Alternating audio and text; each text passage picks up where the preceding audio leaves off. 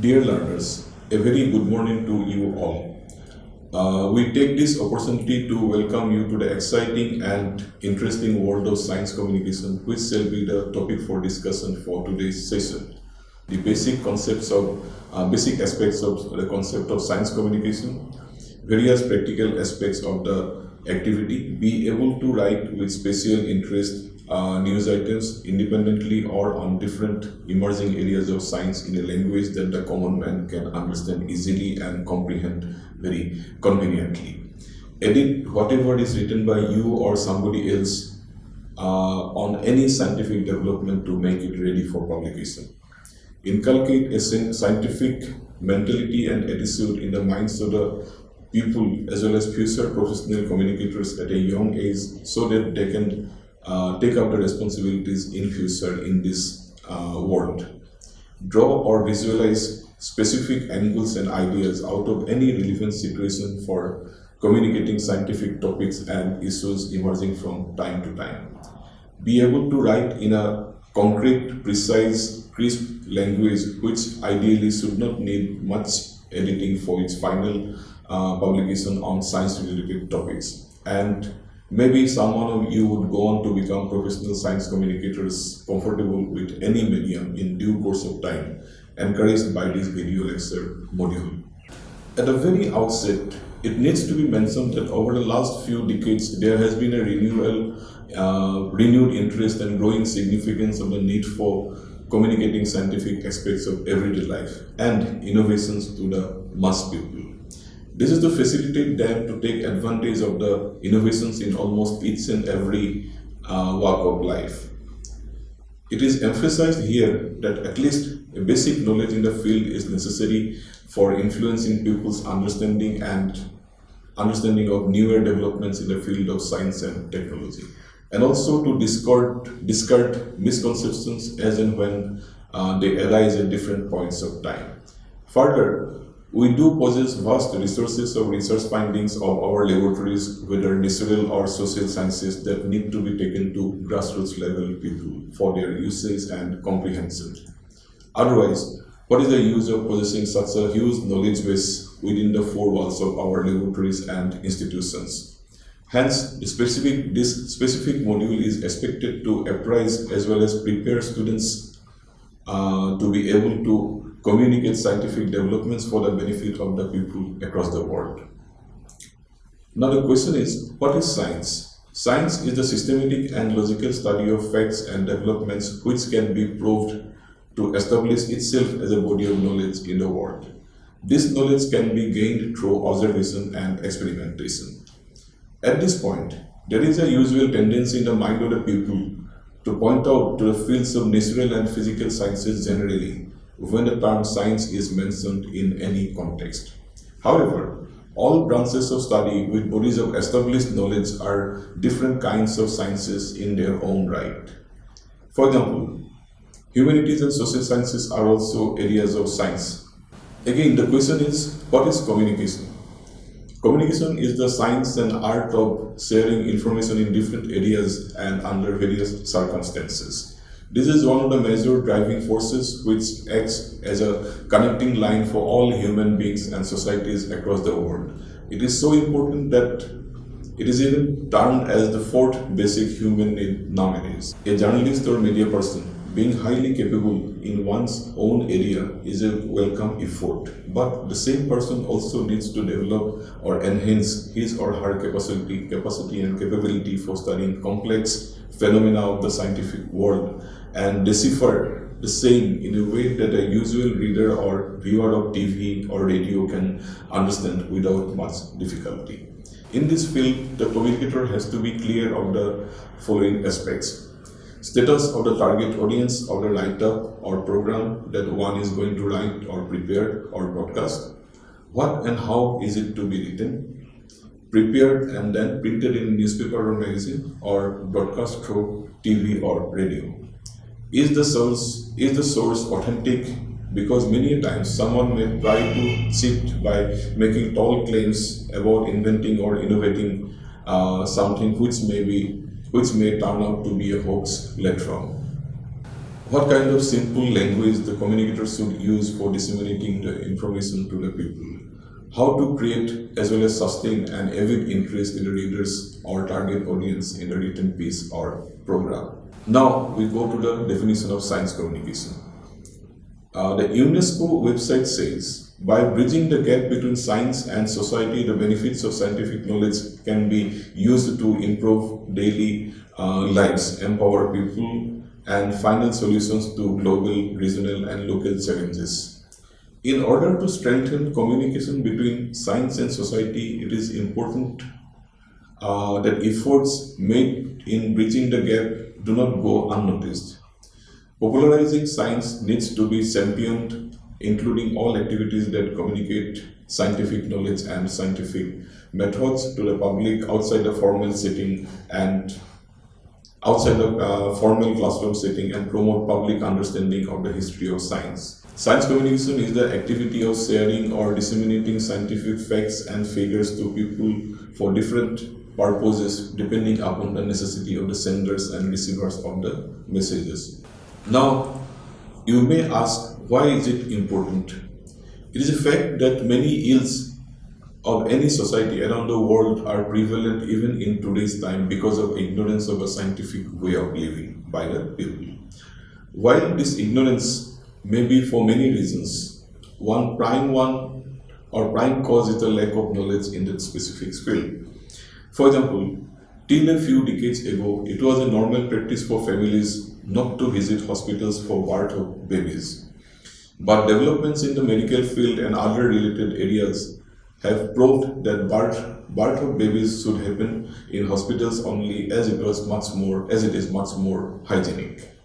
Now the situation is far better, of course, with a minuscule number of babies still born outside a health facility. It is said that a person called Peter Ritchie Kelder between 1906 and 1982 had been the pioneer in the field of science journalism.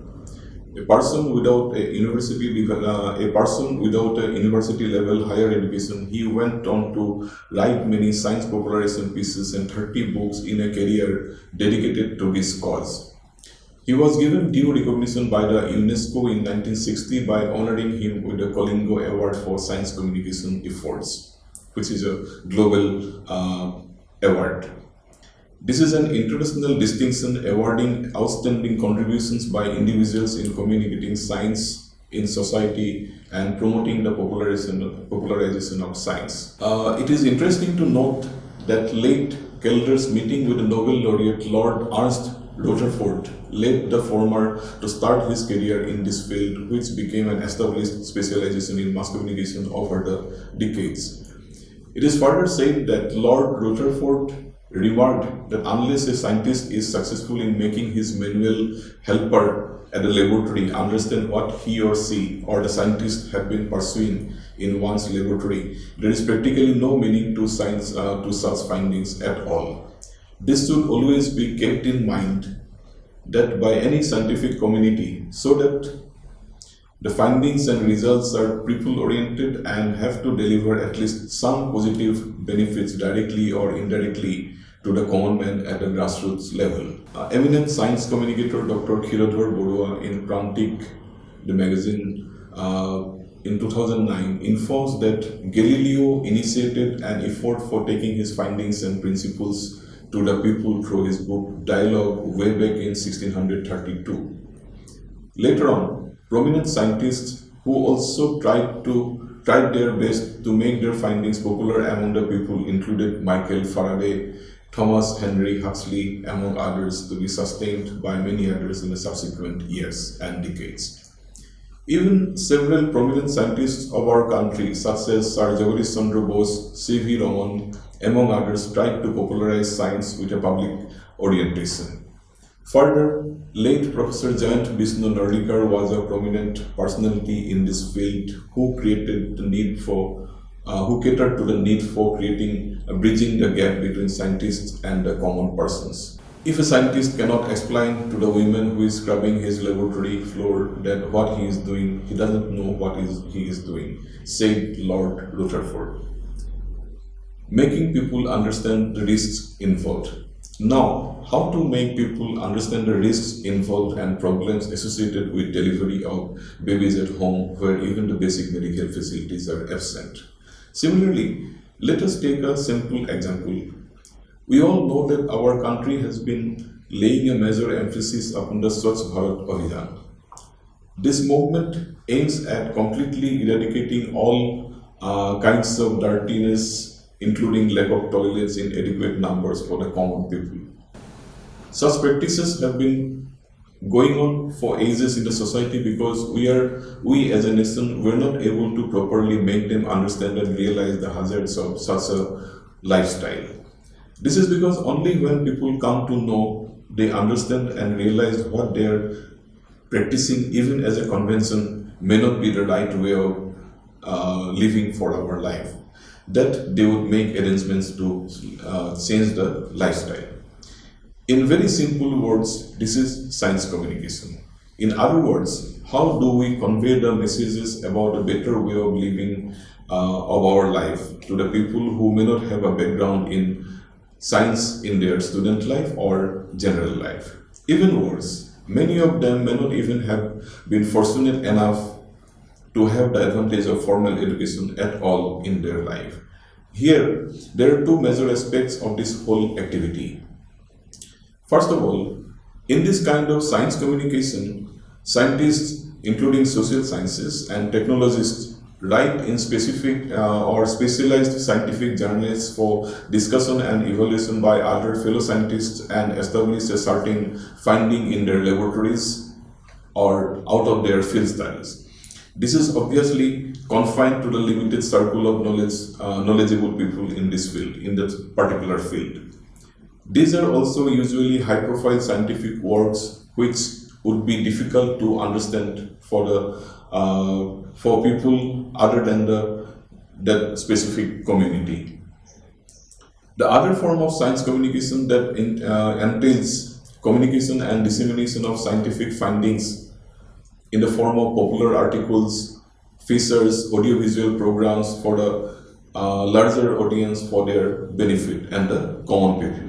For example, advising people about a certain combination of various food items which should make up a balanced diet that would enhance the status of our health, published in a newspaper, magazine or a TV talk show, radio or a conversational program can be categorized under this kind of science communication. Also, it is a fact that we should drive our vehicles with a specific range of speed to enjoy adequate fuel economy, and that all the parts of the engine and the body should be kept in proper harmony or tuning for getting the best performance from it.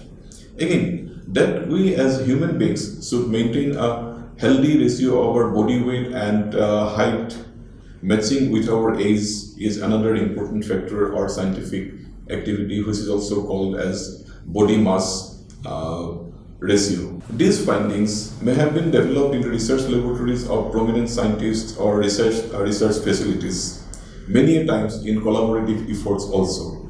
These are endorsed and approved by established bodies of study in those respective fields of specialization.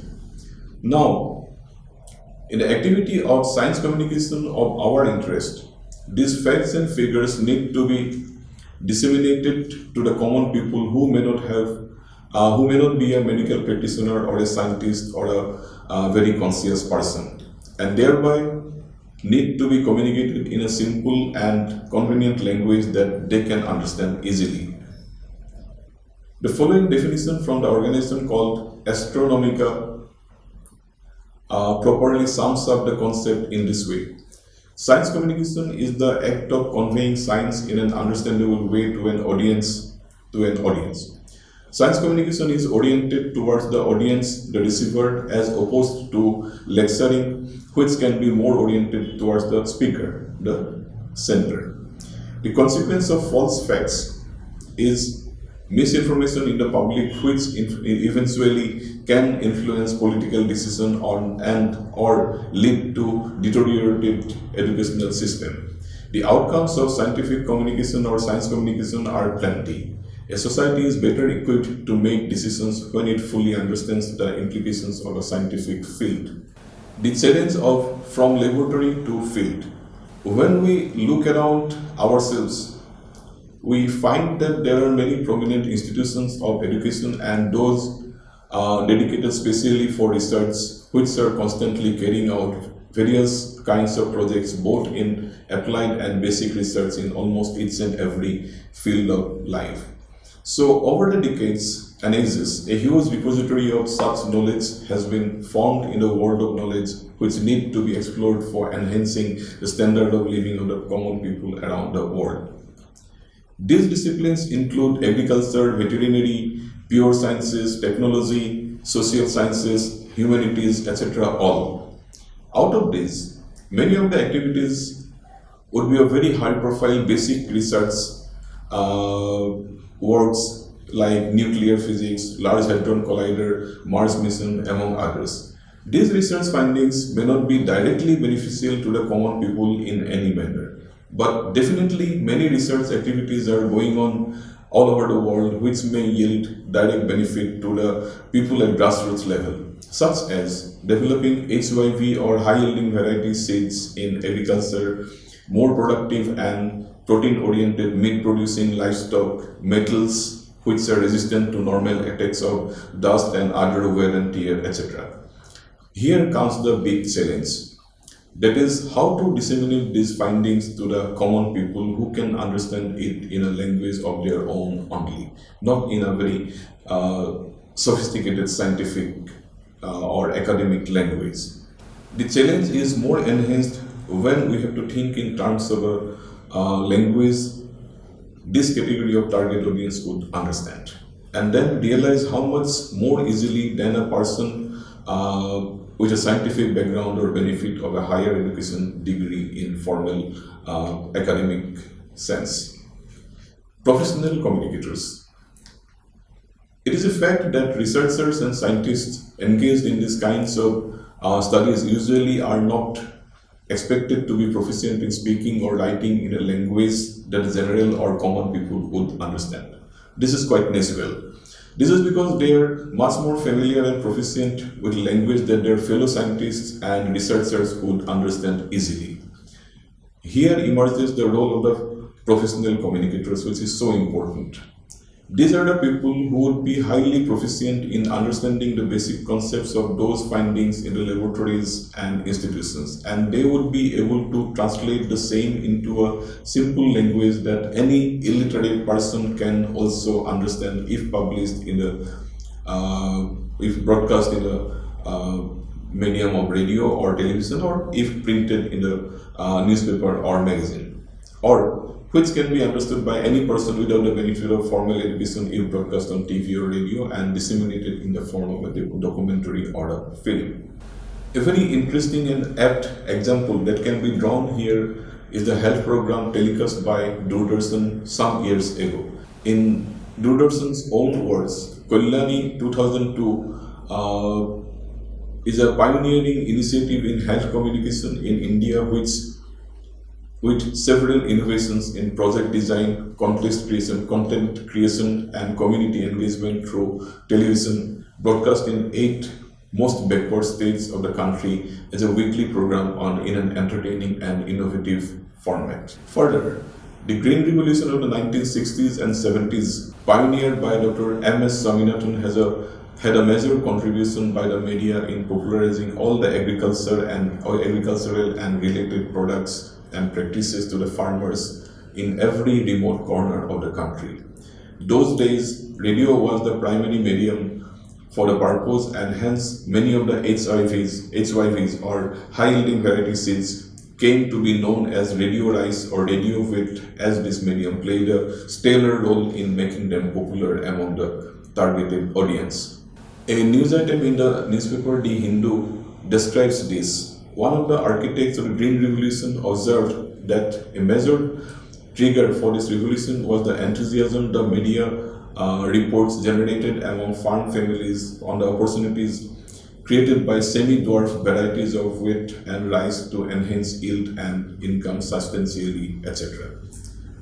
The coverage of various science communication aspects differ widely in the media. There is variation even within the same medium. such as it will be different for various newspapers or magazines in TV or radio programs, etc. All India Radio has specific dedicated spots for agriculture and other general science related programs in its normal schedule. Doordarshan also has its regular programs on agriculture and related issues. We have already mentioned that the highly popular and successful health program Kalyani. This author watched several episodes of this program on different health-related issues, and it must be admitted that they were to the point, easily understandable, and convenient. Also, because of the instant phone-in facility, it helped the people concerned to a big extent to keep in touch and get benefited. The entire program was presented in such a way that it was so simple that people felt encouraged to ask questions and get benefited in the end. Another, among the print media, The Hindu has a dedicated full-page weekly coverage on science and technology for the benefit of the readers on various topics on every issue. This daily has employed several very experienced and senior persons for handling science communication news and other contents over decades with much good effect.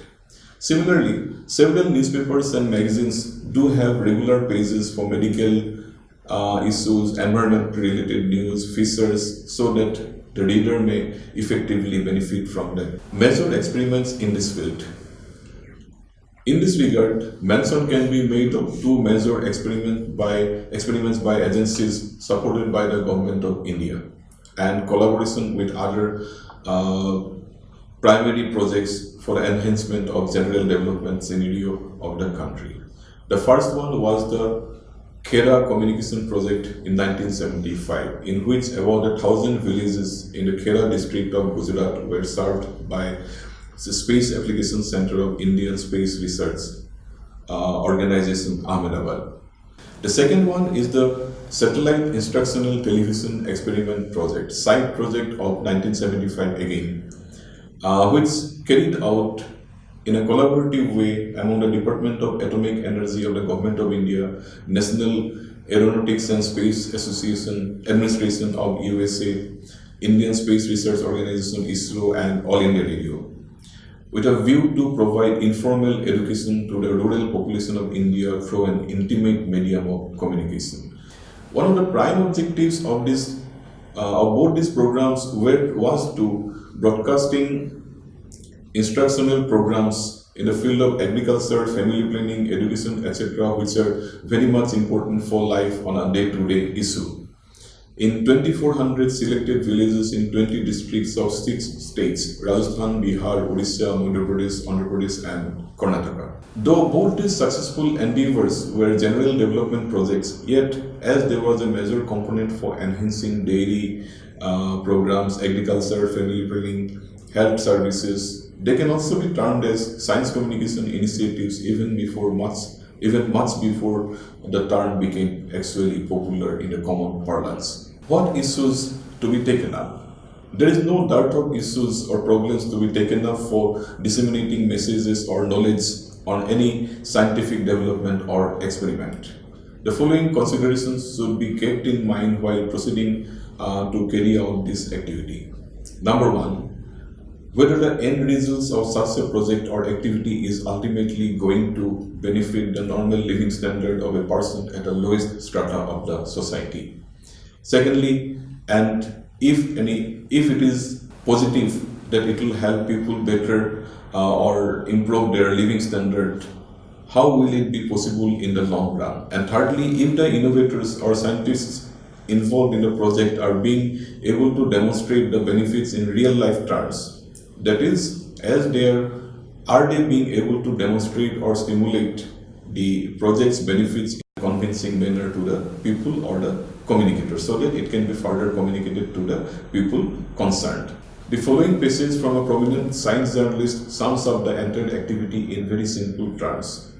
Quote, "The responsibility of a science journalist is to explain to the readers the nuances of science and technology in a layman's language, No newspaper reader is interested in understanding the complex nature of science and technology. He is passionate to know how the development is going to help him in making his life easier to some extent.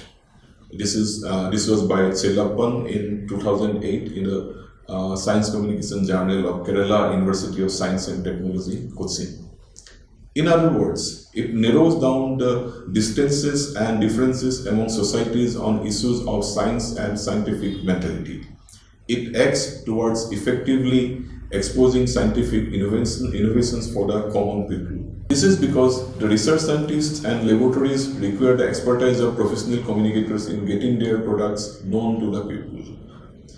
This may take different forms like reports, video documentation, articles, press releases, etc. Realizing the importance of this domain, the Department of Science and Technology of Government of India, ISRO and several other organizations have established special units for taking up ambitious efforts for popularizing various concepts and developments of science and technology for improvisation of life in general of the people in the country.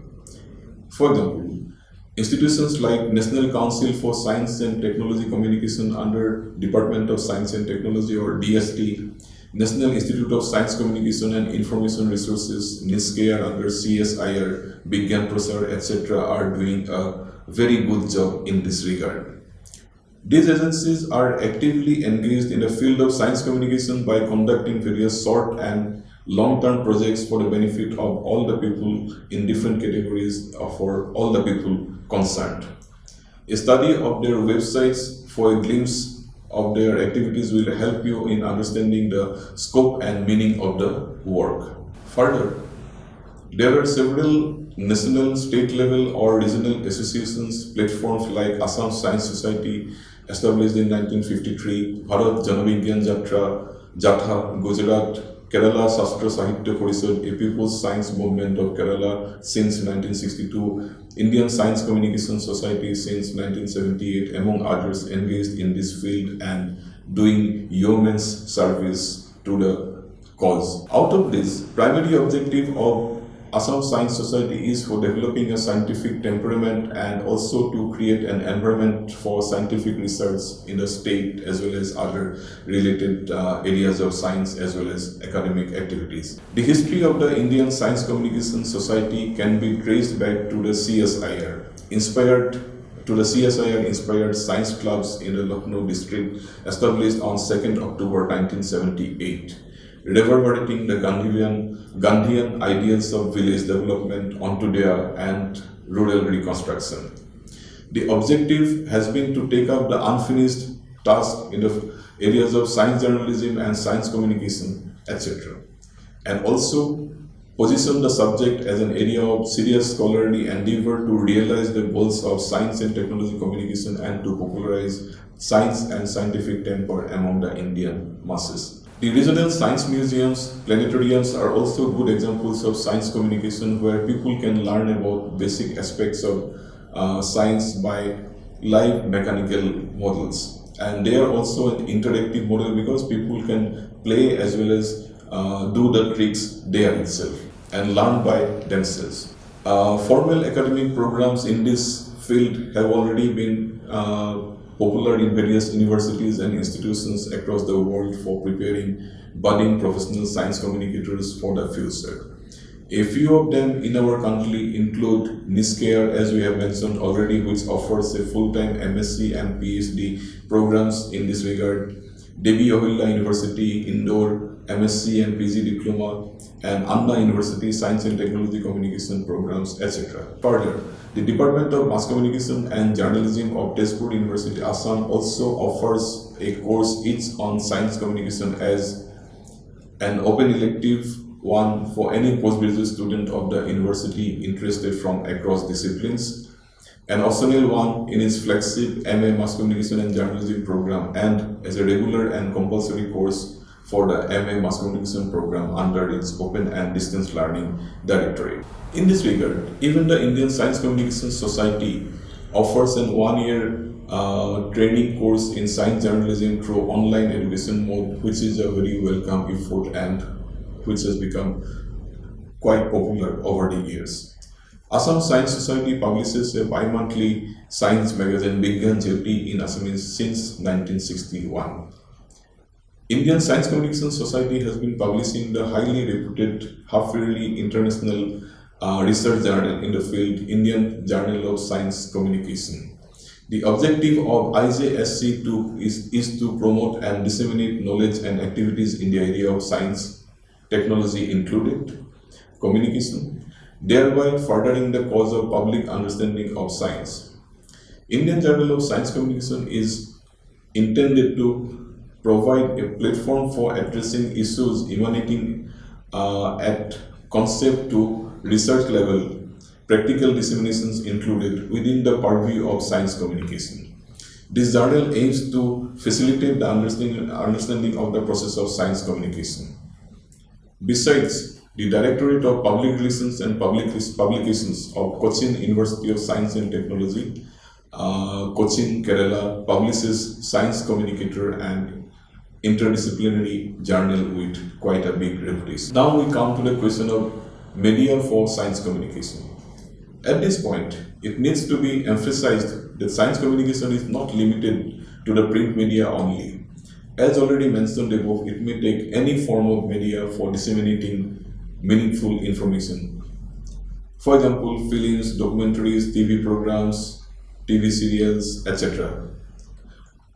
In this connection, it may be mentioned that Doordarshan India broadcast several episodes of Turning Point, a weekly science magazine program in the late 1990s, which became an instant hit. The program was mentored by eminent scientist and science communicator par excellence, late Professor Yaspal, and another highly accomplished actor cum playwright and communicator, late Girish Karnad. The former is well recognized as a strong pillar of science communication, a committed votary of scientific temper, an excellent communicator, a brilliant scientist who could explain the most complex questions in a layman's language anytime, anywhere. In the words of a reviewer of the program as uploaded in a website, scientific temperament, do not lose it, has been the theme of this TV show series. Is one show of its kind in Doordarshan which brought several young minds like me to be interested into science and technology. This program was divided into several small parts like Looking Glass, Breakthrough, and Tailpiece in each of the episodes, each lasting for about 8 minutes or so, and each elaborated on one major scientific issue of the contemporary period. Topics were selected by the relevance to the betterment of the Indian society and public popularity. Professor Yaspal moderated the contents of the series based on the queries, feedback, and the mails he received from the viewers. The topics ranged from reproduction cycle of insects to dark matter of the universe, and occasionally on certain scientific developments in rural India. This, along with the UGC countrywide classrooms, were the only two programs on Indian television during the 1980s, during the late 1980s and early 1990s, which ignited the young scientific minds in India. Another program titled Imaging Science, anchored by the filmmaker Mahesh Bhatt, was highly popular in the 1990s. A short review of the program by L.D. Kala in the Indian Journal of Science Communication, June 2002, says that it had 4 or 5 segments in each episode of about 24 minutes always. They would deal with the stories on environment and astronomy in the Mother Earth, latest breakthroughs in milestones about health and medical science in the body, and about earlier discoveries in science and technology in timetable of technology, etc. However, the reviewer also opines most of the science programs originating from India, however, needed to concentrate more on visual concern and evolve a grammar conducive of the demand of understanding and level of the Indian population. The key lies in continuance of Turning Point, Imaging Science, and many other programs on similar lines even today. In addition to these programs, there have been several films prepared on a popular story mode.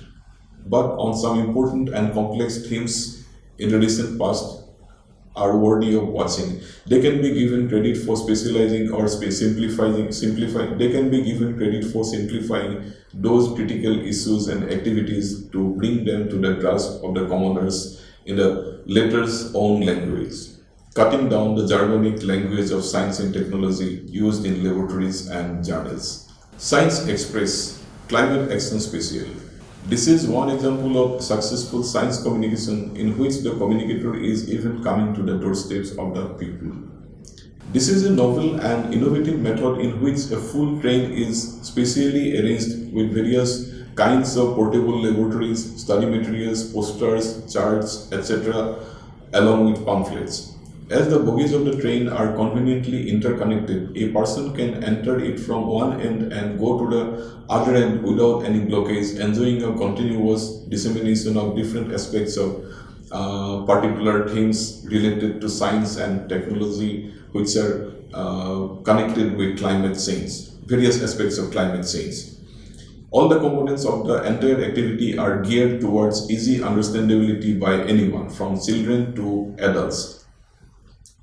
One popular theme was climate change, which is a major challenge for the humankind nowadays. Thus, it was a big endeavor with a lot of special emphasis to educate the children, as it is always said that catch them young is a good start. The train, fully equipped with all the components mentioned above, also carries along volunteers, scientists, internees, etc., who are more than eager to help every visitor with an answer to all the queries and interested people's enthusiasm to try out the experiments with the machines and laboratories. This author is fortunate enough to have visited this train when it came to Tezpur, to a place nearby Tezpur, around 2 years back. The express travels all over the country with scheduled stoppages for several days at selected stations for facilitating participation of local children as well as anyone who might be interested. This author had the privilege of visiting this special train on climate change when it was stationed in Ramapura North Station near Tezpur in Sulipur district in the third week of April 2017. If possible, in future, you should also make an effort to visit it whenever there is an opportunity. It has been carried out in various phases, each time with something new to offer to the target audiences.